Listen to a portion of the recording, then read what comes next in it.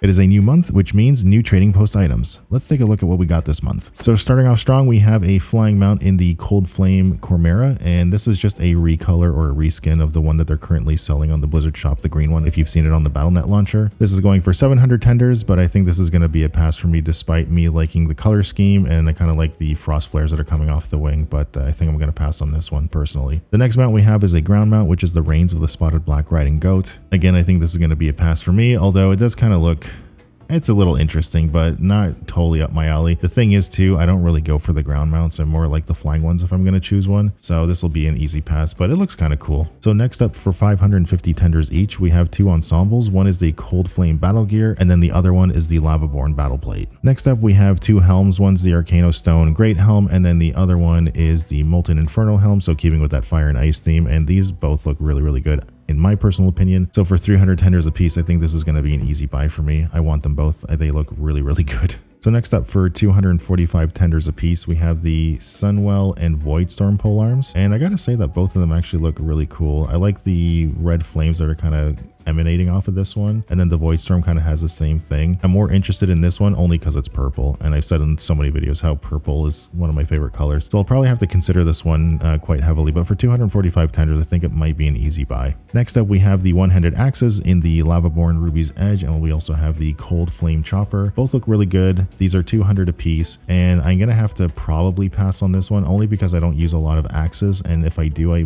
tend to like the two-handed ones more than the one-handed ones. I've always found the one-handers to look a little weird, so I kind of just stay away from them, but these ones look really, really good. I like the aesthetics of them. So continuing with the same theme as the axes, these are also 200 a piece. We have these daggers, the Lavaborn Barb, and then we also have the Cold Flames Bite. Both look really, really good. Again, I'm more partial to the blue and purple one. This is something that I'll probably end up picking up because I have been wanting to play more of my sub rogue. Next, for 150 tenders a piece, we have the Cold Flame Burner, and then we also have the Red Flame Burner. Both look actually pretty fantastic. I'm not a big fan in general of how WoW does their guns, but these ones, I really, really like these ones. So I'm gonna have to pick both of these up, I think, because I love the color variations in both of them. They're really, really cool. Next, for 100 tenders, we have another ensemble, which is Prowler's Brick Headgear. So it's just the headpiece here that you see. This is something that I typically pass on, so this is gonna be a very easy pass. And then next, for 75 tenders, we have the Prowler's Brick Shoulder Cape. Again, this is something that I constantly pass on, so I won't be picking this one up either. I just don't really like the way that it looks personally. Moving on, we have more leg wraps and skirts. So this seems to be a continuing trend from the last 2 months, and this month is no different. So for 50 tenders, we have the red dress and the leg wraps, or we can have the shorter dress and the leg wraps. Then we have just the skirt without the leg wraps, and then a shorter version of the same skirt. And these ones are 40 tenders a piece. The ones with the leg wraps are 50 tenders a piece. So last month they've brought in the Vigilante masks, and this month is no different. So for 50 tenders, you can get this red one if you so wish. And then to top off the whole attire with the leg wraps and the skirt, you can have the branded brick war slippers, or you can have the wraps and the slippers together, which is kind of cool. Some returning items, we have another ensemble, the Sunny Tropical Beachwear. So if you missed out on this one, now is your chance to pick it up. The one thing I will say though is I find the